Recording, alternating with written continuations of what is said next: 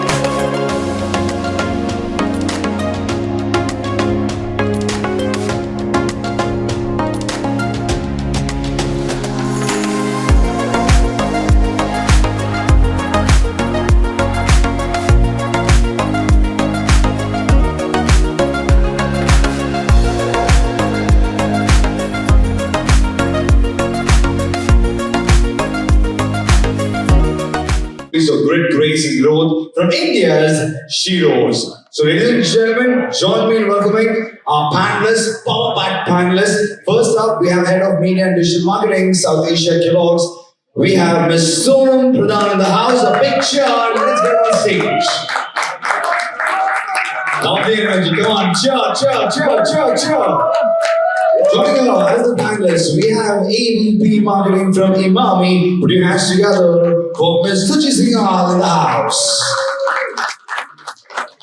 And also joining me, we've got the co-founder at Earnly, Ms. Ankita Jain.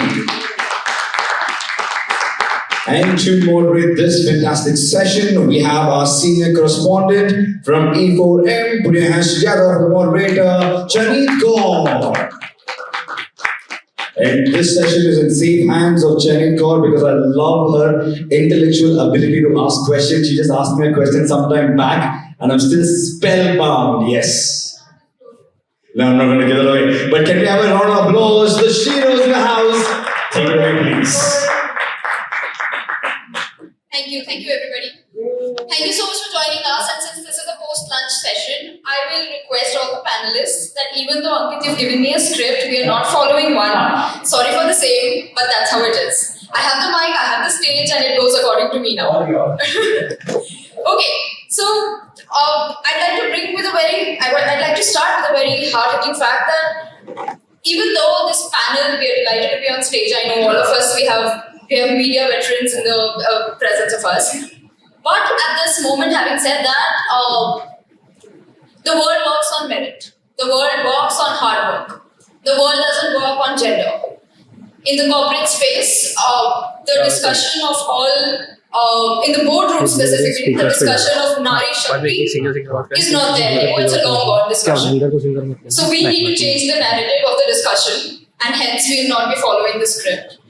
Rather than asking कि आपका professional growth or personal growth कैसा है and all that, I would love to know that how your business has made an impact, either an external impact to women or an internal impact as a woman.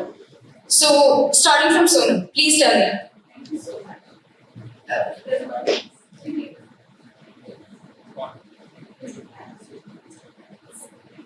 Thank you so much. And I love the little rebellion out here. So, for all those who don't know me and know me, I'm Sonam Pradhan. I have been a media strategist for a very long time, a marathon runner, and also an evolving woman. So, answering your question, how does it make a difference for a woman to be in this corporate world? What are the different changes that you need to bring in internally and externally? Let me give you an example. One of my ex-companies where I had joined in for an interview, I was asked a question.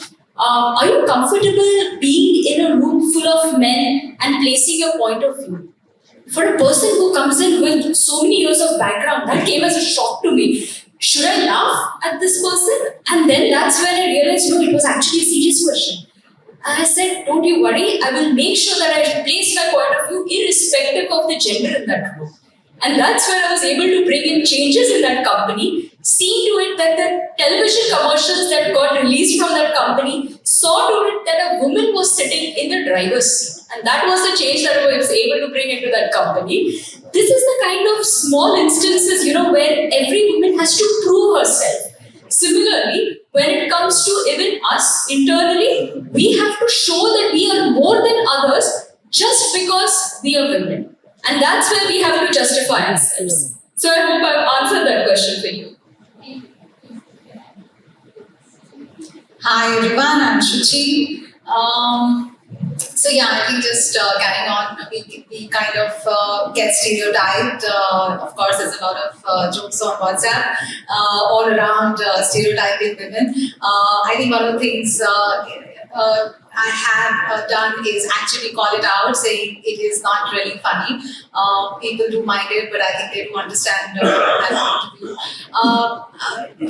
One example that comes to mind is, because we all celebrate Women's Day all across corporates, I really don't think it's required, especially for women who are sitting here, right? I think it's relevant to a lot of women, but not really to us.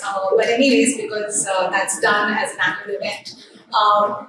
And there are activities planned and stuff, and there was an activity planned for table setting, and I think I was just so offended. So actually, I wrote back to everyone in the group. I think that should be a workshop for the guys in the office, not for the women, so that when the woman comes home, they can actually do something for them. So, but yes, we do get stereotyped. We get asked all kind of questions. So yes. Did they also do a table setting activity on International Men's Day?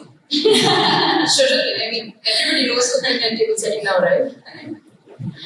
So I think when I started the company 12 years back, I got this a lot, and that too in a tech space where we're building products. And but I think in terms of the impact that we've created, so we associated with a lot of small mom influencers. So they had to give up their job because they had a baby, and so they became. So they started creating content. They became an influencer. So I think they're now making good for themselves, and they are now being recognized in the family, appreciated in the family, respected much more. So I think that is a little bit that we've done on our part as a part of the organization. But I think if we all start just accepting the fact that, I mean, again, we also take those privileges that men required, right? I mean, we cannot defy the fact that we as women also take those privileges, right? Starting from a women dabba in metro. Well, exactly, like a women dabba in metro. So, but I think the whole idea should be that, each one help one. I think that works. No, but that's exactly what I mean. When I mentioned about business impact, as Sonam was telling me that how internally you were able to create an impact. I would love for you to add on to that, which you were just telling me. Absolutely. So you know what? It's the internal impact that we talk about is more even as a person. Over here, we are all marketeers. But just let's strip off the title that we have, the LinkedIn title that is there on our page, and who are we as a brand? Always remember you are a brand yourself before you add on a designation next to your name. And that's the kind of internal impact you need to first make on yourself and then expect your business to change. Well said. So let me give you an example of myself.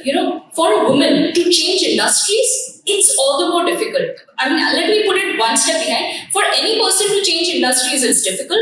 After spending years in an automotive hardcore industry to moving on to an FMCG, it was a very, very big change. And I had to prove myself. And being a woman, I had to work on myself much more harder. That's when I realized it's better to work on my fitness. Let me show how nutrition plays an important role. I went back to the school. I studied. I became a certified sports nutritionist. I completed training for a full marathon. Did about 7 half marathons, 1 full marathon. In fact, for all those who know me and don't know me since the past 2 decades, I looked very different previously. I have lost over 55 kgs of weight. Wow. And that itself showed, because unless you don't show the difference in yourself, how are you going to show any kind of KPIs and difference for your brands that you're working for? And that's the kind of change that you need to bring in. So make the change in yourself and then think about the Monday morning job list you have. Wow, loved it. This one answer got so many applauses. I think it turned into Sonam's TED Talk suddenly, which was very good. Loved it. Jokes apart, very well said. Please, if anybody would like to add. No, I think she covered it very well in terms of how we can make an impact. So I think that's. I would also come to the. Sorry, were you willing to add something? Okay. I was also coming to the fact that if you had to bust one myth of being a woman in the boardroom right now, what would that be? 1 myth.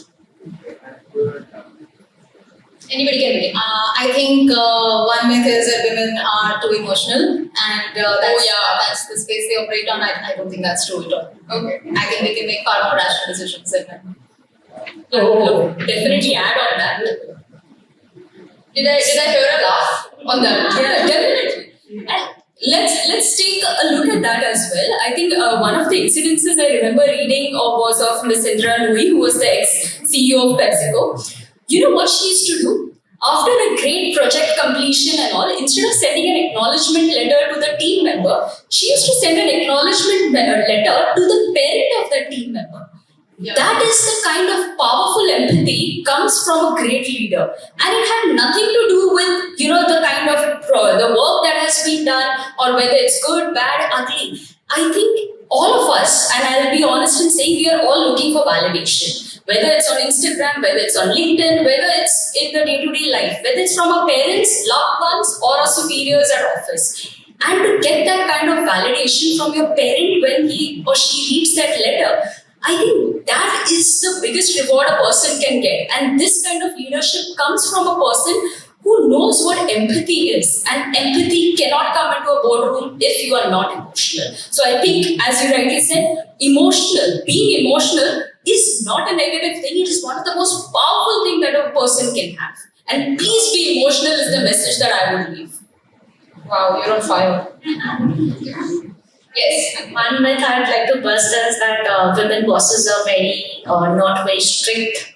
So, but I don't know, I get a lot of.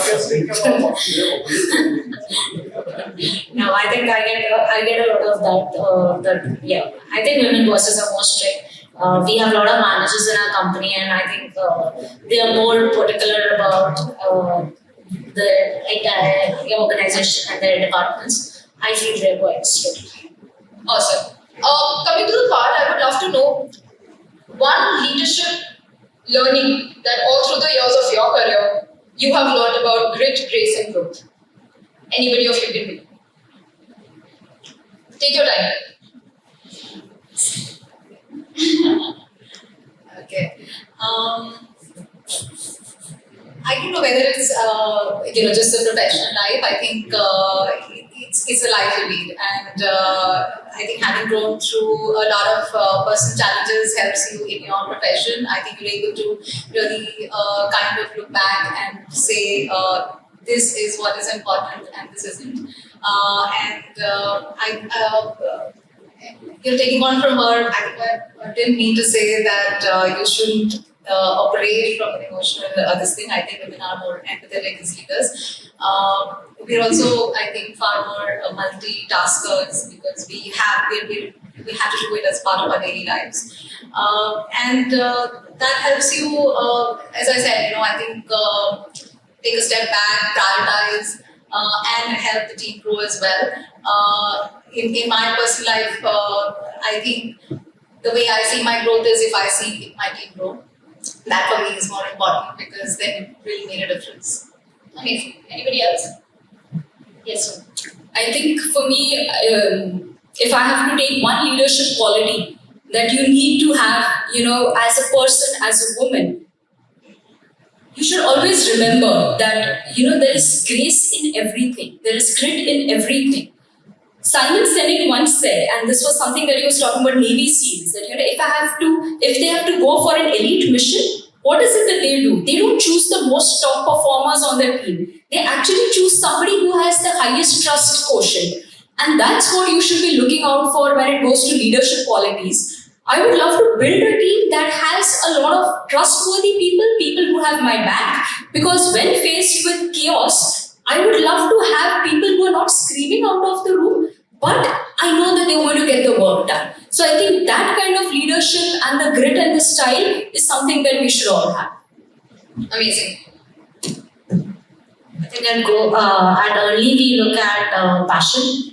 Passion for your work. I mean, you have to do the same thing every day. You're spending more time in office, more not at your home. So passion, I think, is that keeps you running. If you're passionate about your job and if you're passionate about what you're doing, so only quality that we look outside the resume is the passion.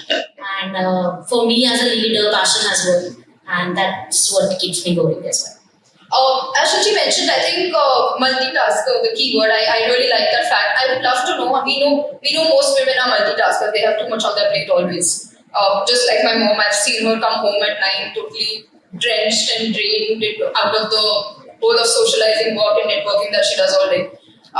Huge respect for her. But what do you do when you want to take time out for yourself? What do you do when it's about not your professional life, not your personal life, just for yourself? Just to maintain your well-being. What do you do about that? I love traveling. I've had a lot of solo trips, and that's really my time. High five, same. I think you'll have to latch on to some passion. Either you take up a sport or a hobby or something that is just for you without giving an explanation why you've taken up. I think that is the most important thing. Find 5 minutes, 10 minutes in a day. I think that's more than enough, depending on what the hobby is. But I think you'll have to find something that is yours and you can hold it on for yourself. I've been a mandala artist, so yeah, I do that for my well-being. Mandalas what I do. Very nice. Inching towards the end, I would love to know from you, 10 years back, like you were a newbie in the industry 20 years back, whatever, I'm not willing to give an age range here, how many years back it was, whenever you began with the career, what is that one tip that you would like to give yourself today, back to that girl who just entered the industry? And we'll close after. Be easy on yourself. Yeah. Be ambitious. Be as delusionally ambitious that you want to be. And you don't need to explain you're ambitious. You want to be a CEO? Raise your hand and say that you want to become a CEO. You don't have to justify your ambitions to anybody. That's it. Until I would go with storytelling. I mean, if we at school or at college we taught the art of storytelling, I think that would make a lot of difference. So, as somebody who's starting up, I would definitely, if I would be starting up today, I'd want to learn storytelling. The 1 plus n plus x model. So how they say the 1 plus n plus x, 1 is basically stand for the brand. When you say purpose, so it's for joy, or the enjoy. Because when you lose happiness is what Coke spreads on into that, because that's what the purpose of brand stands for. Then N comes in the multiple SKUs which they talked about. So that's how you create a culture in terms of any SKU which you launch. Whatever the USP could be, a color, could taste, to the region, to the market, but the essence goes in the brand level. And then comes next to X, which is the end trader or distributor or retailer who actually sees those ads, those consultancies again and again. But it's a journey. It cannot be trend. Honestly speaking, from a Vivo point of view, though we are 10 years in India now, we are still struggling on these particular lines. We're pretty much there. And we have internally called it as a all people, all channel marketing, wherein we assure whatever is being communicated. We do a lot of online sessions, we do a lot of WhatsApp, we do a lot of WeChats and stuff, wherein the communication, the way it happens. But definitely it happens in their own regional languages, they want to do, but the essence has to be there. Yeah. And just as a follow-up, man, whilst you're doing this across platforms, how are you managing ROI? Is it coming from analytics or there is still gut and regard at play? It's India, and I'll stay honest on this. There is no this all jugards, right? Because it happens by person. It's individual, and it's again I'm saying from a category which we are looking for. I may go and promote. So we talk about a lot of content to be done, and again the one makes by the brand, right? It's a brand DVC or a TVC which goes and goes into promotion, but the N and the X. In the digital ecosystem, it gives you a lot of opportunity to go organic and let the content go organic. If the content starts talking your language, be it a KOL, be it an influencer, or be it someone else, right? You start complimenting, start promoting. So that's the only way which you're going to do. And similarly, it happens with the pitch also. I may ask a end sales guy to follow the brand guidelines, the brand communication and something. Ultimately, usko saman bechna hai. वो उस language में बात करेगा जिस language में consumer उससे बात करेगा. It's a 1-to-1 relationship. So there is कहीं ना कहीं आके वो compromise होता है. And let's be honest on that case because that's between those two guys, the buyer and the seller. At what level in the communication it happens, be it a brand, be it a non-brand, be it a jugaad or whatever you call it, it happens. Yeah. So trust is suspicious in a digital world. Definitely. Sure. Anuj, taking your thoughts on this, in an environment where we now know that trust is diminishing, attention spans are much lower, how do marketers navigate the notion of building trust with the consumer to be able to drive familiarity and access? Advertise on Z. Advertise on Z. Besides advertising on Z, how do we build trust with the consumer, considering Ashish is not going to take ownership for the content anyways? He gives a warning that he's going to rate our content going forward. He's not saying advertise on Z, he's going to do a product integration in the episodes of Z. So that the person talks about it. And the influencers also will use going Back to Anuj, thoughts? No, but I think, yeah. So, see what is absolutely, in the space of digital 6 seconds, how do you build a trust? So there's a bias towards brands who have already built that trust. They just need to maintain their salience and awareness. On the mediums where just throw money and maintain salience, it's easy for the brands to build that trust. How do you build new brands and new trust for those brands? I think is the question, the way I read it. So we were struggling. To be very frank with you, so I think we struggled. That's when we decided to buy some companies in the market. The first one was Suhasini. We met Suhasini from Yoga Bar because I think she has built trust for Yoga Bar. We could not do it, niche space. How do you? And then of course the valuations are hundreds of And how are some of these younger, new smaller founders being able to do it, and what's holding the big giants like you? I think they are doing some good job in understanding the niche spaces which are unarticulated, which are not stated by consumers in say large ecosystem like all of us or many of us. But I think they go deeper into each of the cohorts, their niche spaces, unarticulated spaces, able to craft those products which truly delivers good for you, better for you. Able to scale that up with performance marketing on say platforms. That was what we did. For the first time we met Suhasini, it was 8 crore per month sale. And the kind of valuation she got from ITC. So I think for us, we have to learn from that. Either through sessions or something, or by buying them out.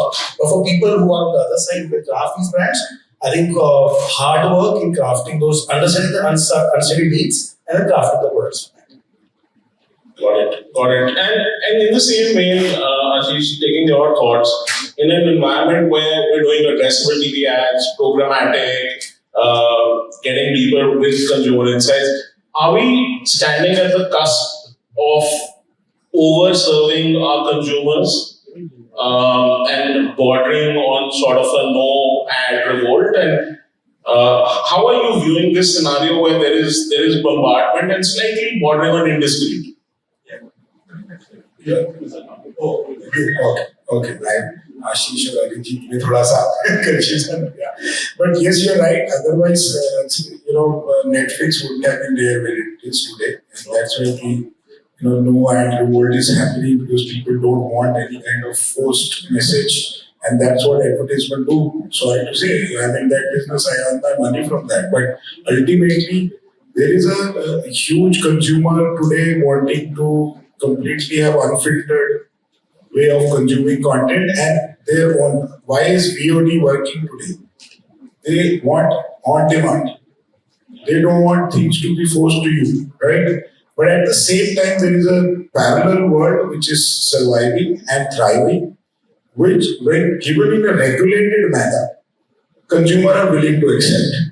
When you force something to somebody, then they may not, right? So hence, if you say that there is an over message. Yeah, but therein lies the dichotomy, right? The rub is that the marketer will never be able to discern what is forcing versus being slightly subtle about it. So that is the job actually of a platform and the creators who are doing that, right? And there is there lies the thin line there, that how do you do that? But वो conundrum revenue है ना? वो है और वो आगे भी रहेगा जिंदगी में, because कभी रेगुलेशन आ जाती है, कभी गवर्नमेंट की रेगुलेशन आती है, कभी सेल्फ रेगुलेशन होती है, और कभी कंज्यूमर ही आपको रेगुलेट कर देता है ना भाई, आपको देखना ही बंद कर देगा, right? So I think from that perspective, one has to continue to evolve itself as to how you are sending a message to your consumer. You need to be very clear as to when to take a little backseat, but at the same time be very emphatic about your message. I think the best trigger is to trigger an emotion in the consumer when you're sending a message. Once that emotion stays with the consumer, it stays for a very long time. Excellent. So because we got Ori in the house and seldom does it happen that you have a Bollywood celebrity, I get to play Karan Johar. We will have a rapid fire round, no filters, no NDAs for you guys. Let's start with you, Arijit. One trend that needs to be sent into early retirement. Rapid fire. The no fat trend. The no fat trend. Ashish, marketing trend you pretend to love but secretly hate. Marketing, sorry. Trend you pretend to love but secretly hate. Netflix. Okay. मिल रहा है ना, viral content मिल रहा है ना. Anuj, one product you love irrationally even though it's not from your category. A product that you irrationally love even though it's not from your category. You can say noise.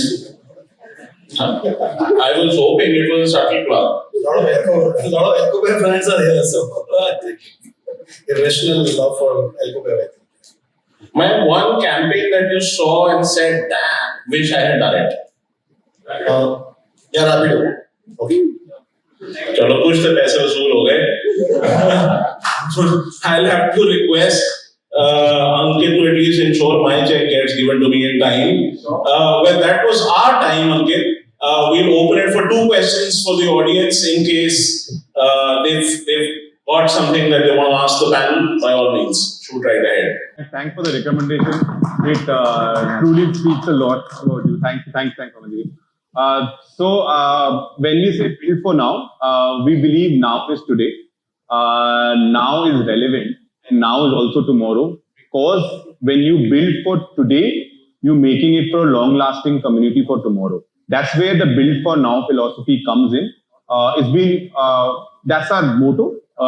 It says, yeah, build for now. And the reason behind it is that content sticks around for hours, for days, but community builds around for years. So that's where the build for now has been brought in. Thanks again. Can I ask one? Hi, Manan here. Yeah. Hi, yeah. Manan, do you have in-house video production shoot, or everything is in-house, or do you outsource? So yes, I'll give you an example of the agility. Our office is in Gurgaon. Our cafeteria converts into a studio. During the daytime, we have production in-house, aeration in-house. At scale, when we do shoots, we have partners that we have on board. The ITC complete community was shot on iPhone. The first 2 weeks was, I'm talking about 9 years ago, guys, when content building was like telling 10 cameras together.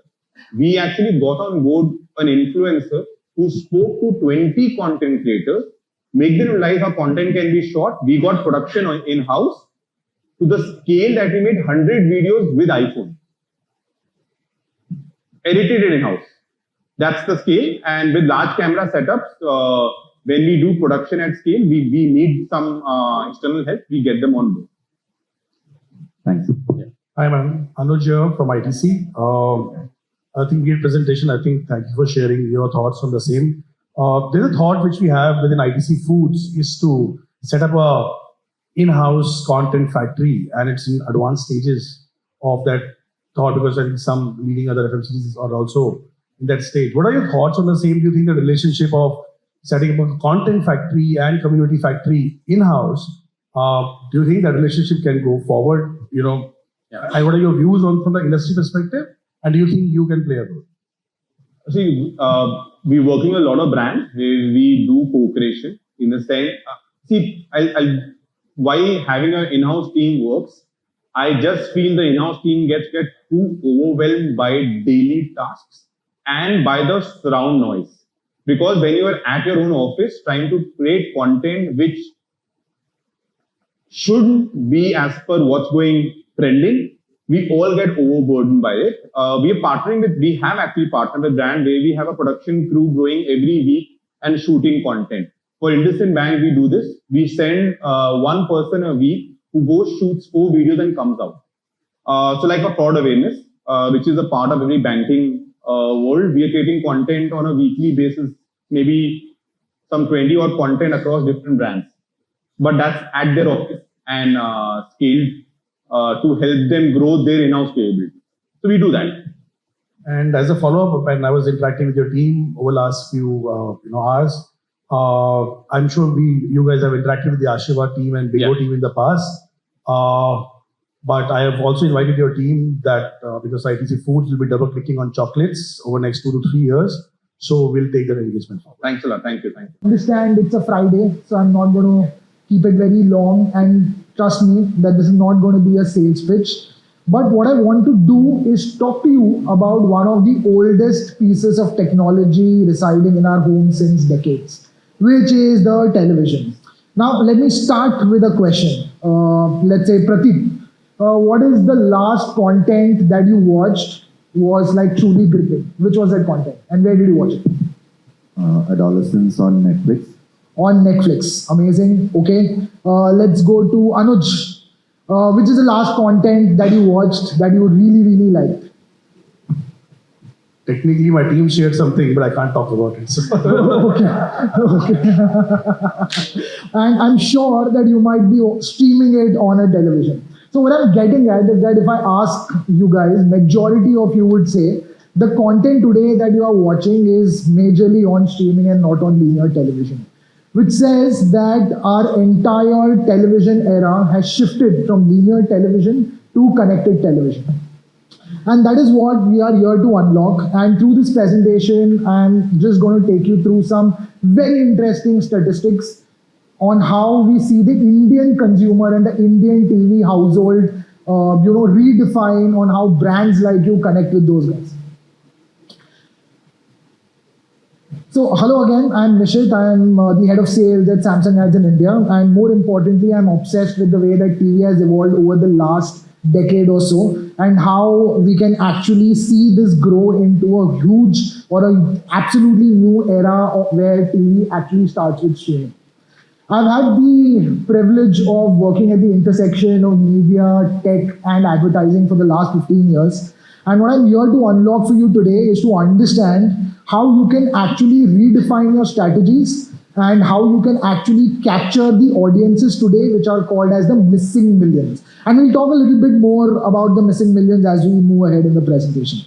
But since we are in Goa, I'm going to keep it like good fun. And what we are here to do is that when I run through the presentation, just keep your eyes peeled on the screen. Keep your eyes, make sure that you make a note of all the important percentages, statistics, etc. Because at the end of the presentation, we are going to run a quiz. And when we run this quiz, there are 3 questions, and whoever answers it correctly gets to go home with some cool Samsung swags.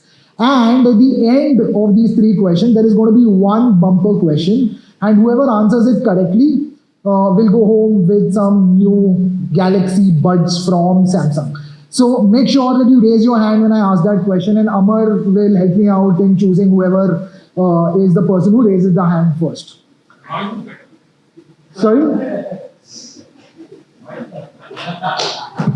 It's everybody's preference.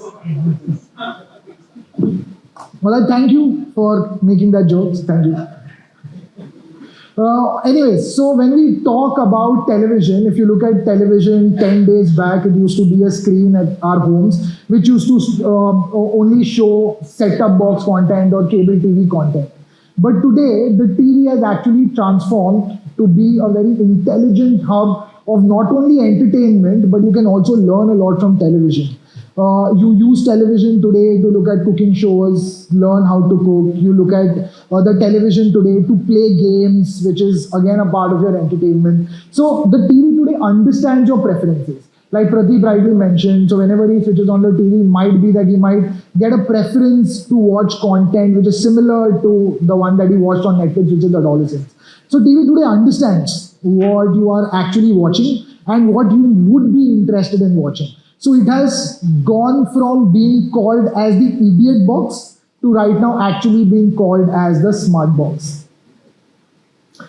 And what we are also seeing as a consumer preference change is that people today are preferring larger screens as compared to smaller screens. In fact, in 2024, we saw a 40% increase in smart TVs, smart TV shipments in India, and almost about 110% came from QLED TV screens. And out of that, almost 29% growth is what we have seen when it comes to screens which are sold, which are above 55 inches. These are usually screens which cost somewhere about, say, 1.5 lakh to about 2 lakh rupees. And it is not also only about the size of the TV screen, but it also is that the consumers today prefer the latest tech. So whether it is 8K, whether it is 4K, whether it is QLED, Neo QLED, whether it is AI upscaling on your television, and of course, it all depends on how your TV seamlessly gets you content that you can stream.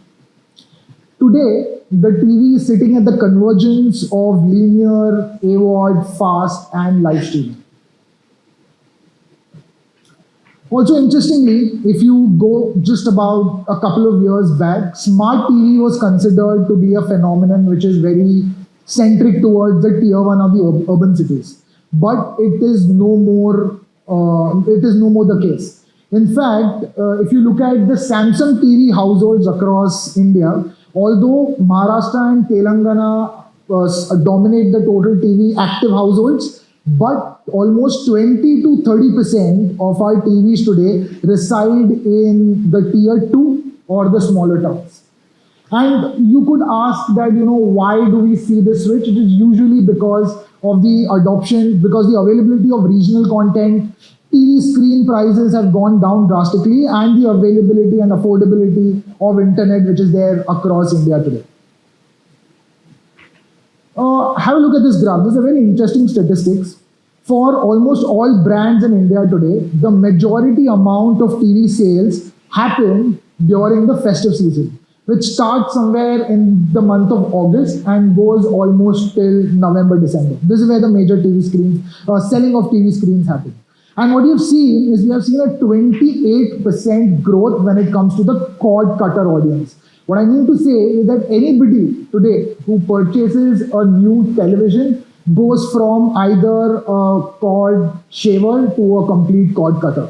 Because today your TV screen is inherently capable of doing everything that you ever need it to do once it's connected to the internet.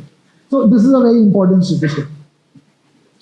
So this brings us to a completely new era where TV starts with streaming and seldom switches to linear. Also, when we talk about the average Indian TV household, a user consumes almost 5 apps on his television, out of which 3 apps are AVOD apps and about 2 apps are SVOD apps. And 99% of the total streaming hours is spent within the top 10 apps on your television.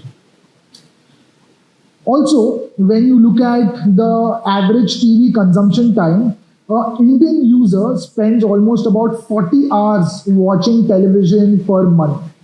Out of this, 36 hours is spent watching streaming content and almost just 4 hours is spent watching linear content. So I think we have established the fact that the content consumption in India today also is moving from a linear-based consumption to a connected streaming consumption. If at the end, that will be better. Also, if I have to put into the consideration of the total TV watch time, barring including linear and including streaming, almost 90% of the total watch time on the television screen is spent streaming content. And you'll be astonished to know that India today has one of the highest percentages of streaming time across televisions, across globally in fact.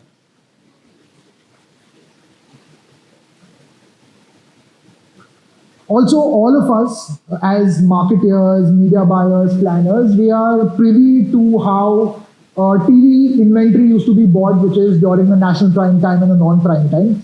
Through our proprietary technology, ACR, which is automatic content recognition, we've understood that during the national prime time, even today, 97% of the total TV turn-ons actually consume streaming content as compared to linear.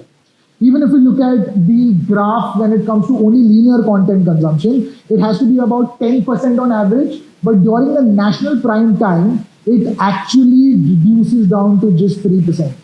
And that is a very, very interesting stat. But the good news for brands like you is that these audiences are not actually lost. It's only that the pattern of content consumption has changed. So as marketers, what we need to do is change the style in how we reach out to these audiences. Although these audiences have now become cord cutters, you can still reach them in some kind of streaming environment, which I'll just showcase it to you. We have seen a 27% on Samsung TV households across India, which is our active TV base. When I mean and emphasize on the word active, is that any TV which gets turned on for more than 3 minutes in a day. And to come back to where these audiences or the cord cutters have moved, these audiences are sitting with AVOD, FAST and SVOD. AVOD today in India is growing at a higher pace when it compared to SVOD because of course India is a price sensitive market. And although as I mentioned earlier, for every household user, he consumes content on 3 AVOD apps and just 2 SVOD apps. And the newest entrant, the technology is called as FAST. And for the uninitiated, FAST stands for Free Ad Supported Streaming Television. It's actually an alternative to cable TV. Samsung TV Plus is currently our own FAST service in India. Samsung TV Plus is the #2 watched app across all Samsung TVs, and it is the #1 FAST app across the country. And we already know for a fact that any user or any consumer who watches television, majority of them are AVOD consumers. And if I have to give you a comparison between a FAST consumer and an AVOD consumer, almost 86% of total AVOD consumers consume FAST today. So even when we talk about OTTs or even when we talk about any content platforms, adoption and retention has always been one of the major challenges faced by these content providers. When it comes to Samsung TV Plus, we have seen a 73% retention rate where people come back to watch Samsung TV Plus month on month, which is one of the highest percentages that we have seen across our TV screens when we compare it to AVOD and SVOD apps. Also, as marketeers, what you can do is that since Samsung TV Plus or FAST as a technology is gaining momentum, you can use this platform to build your reach and frequency across tier 1 and tier 2 towns for those missing millions who are today not available on the linear or the broadcast ecosystem. So, looking at all of this, how does Samsung actually help advertisers reach those particular audiences and win in this new TV landscape? Samsung Ads today is one of the largest OEM players in the country, where we have almost 13 million total active devices with a captive base of more than 60 million users. In fact, all of this is powered through our data, which comes from ACR. And think of our data as your secret sauce. Using this data, you can actually reach the right kind of audiences in the right environment and at the right time. So how does ACR actually work? For people who don't know, this is the simplified version. So every time you turn on your television and once it is connected to the internet, there is a snapshot or the screenshot which is taken of the glass of your TV screen, which is every half a minute, which is about 500 milliseconds. This is then converted into metadata and mapped against our content library, and it then throws out certain cohorts. These cohorts are nothing but targeting parameters. For example, if you only want to target people who watch IPL, or you only want to target people who watch Kaun Banega Crorepati or Shark Tank, all of this is possible using this particular technology. And once you have these audience cohort created, you can then target them across the TV screen, whether it is the first level of engagement as soon as he switches on the TV, or it can also be when he's consuming content on our fast channel, which is Samsung TV Plus. And through this, you can also run measurement and viewership insights, which I'll talk about in the next slide. So how do you enhance the power of the big screen, and how do we help advertisers leverage? I'll show you some examples, not much, just 2 examples of how brands have actually used CTV advertising on Samsung Ads. So RuPay actually launched the new ad with Hrithik Roshan, and they took over the entire Samsung households across India with a 6-hour roadblock. And within the 6 hours in a day, they were able to reach out to almost about 2.3 million users, and we served somewhere about 9 million impressions.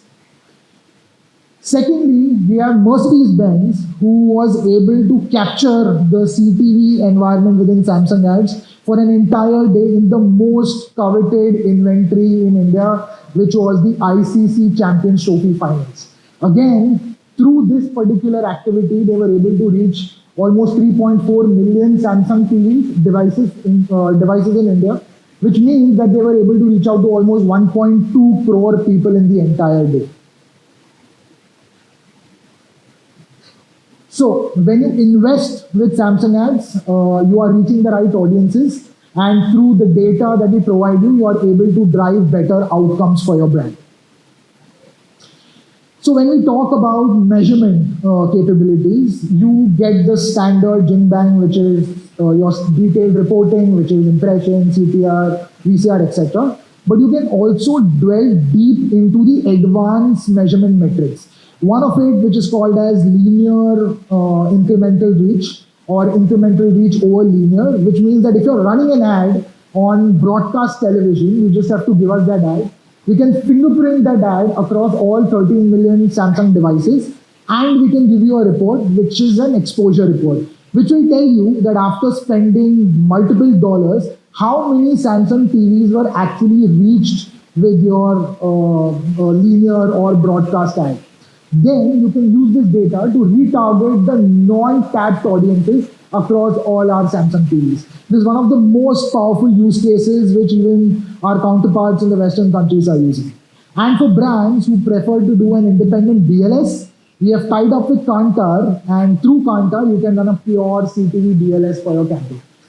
Here are certain examples of BLSs that we have run. This one is for British Airways, where you see across brand metrics like aided awareness, ad awareness, purchase intent, there are double-digit results. Similarly, you see almost a 17% uplift when it comes to aided awareness for our partner, which is Garnier, across their campaign.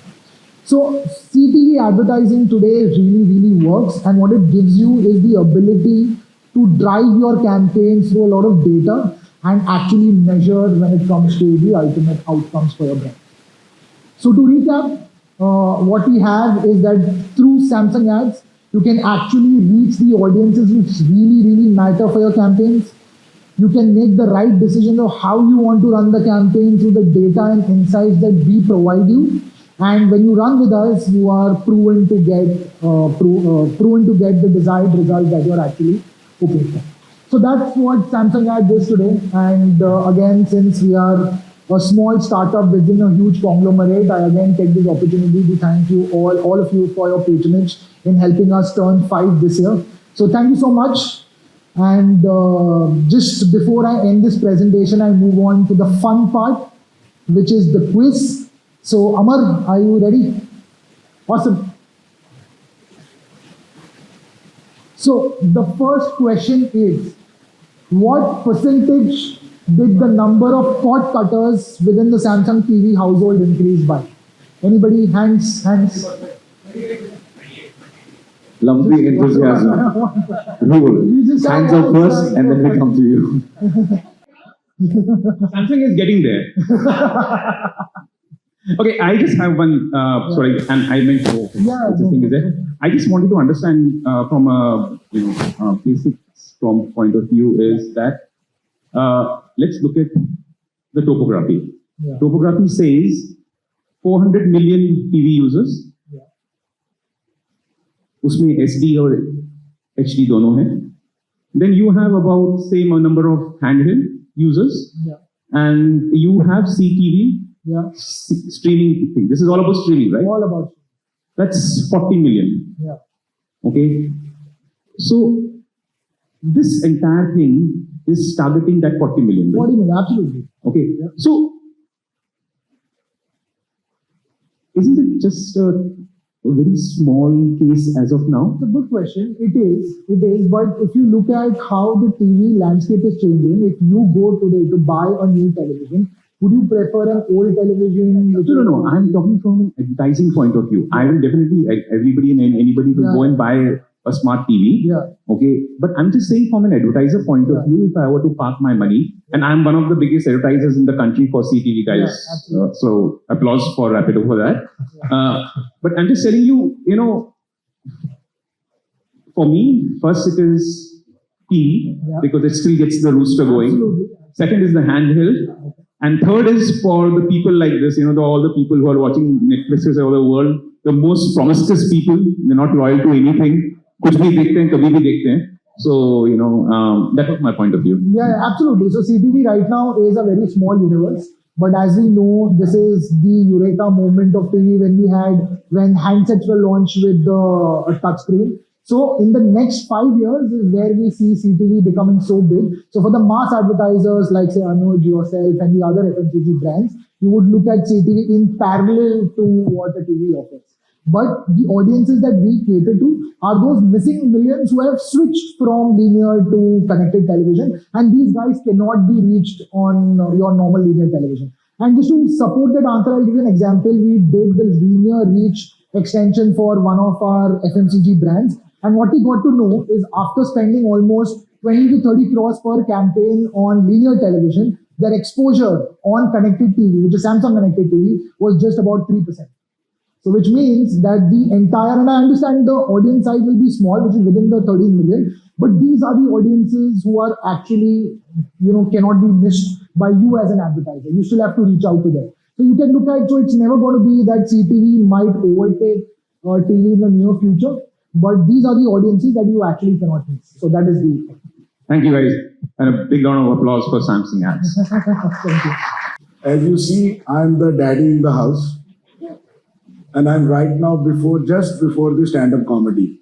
So I'm gonna be a little serious before that. But as usually when everyone, there are so many, when you go to a youth festival and you see a father coming and playing something, I think that is the role I'm gonna play because I'm coming from a traditional media where lots of, youth brand or the today's digital brand, the trendy stuff, that's what marketers love to, hear about. But I'm going to talk about a little bit. Can I have the, yeah. But before I start my presentation, I want all of you to please stand for a minute, for a second.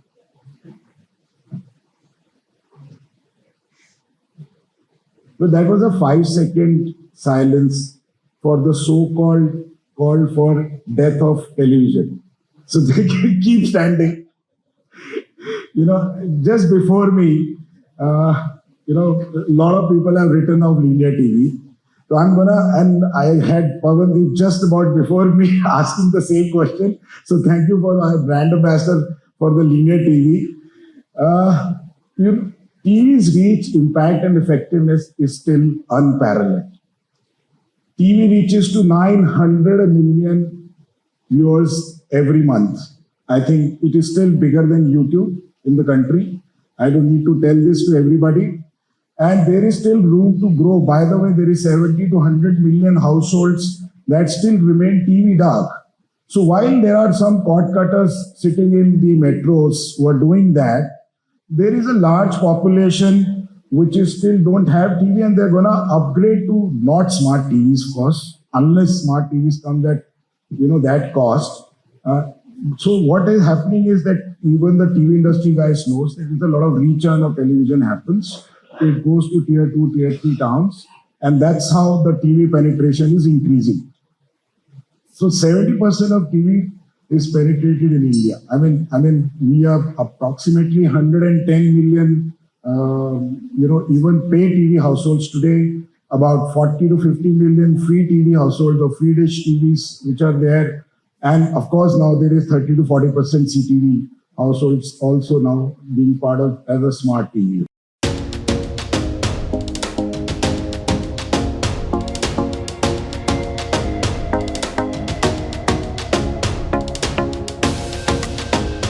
I'm sure this entire experience is more than that, and it's only possible with all the lovely stakeholders in the house. A big cheer for all the business leaders of U3 2.0.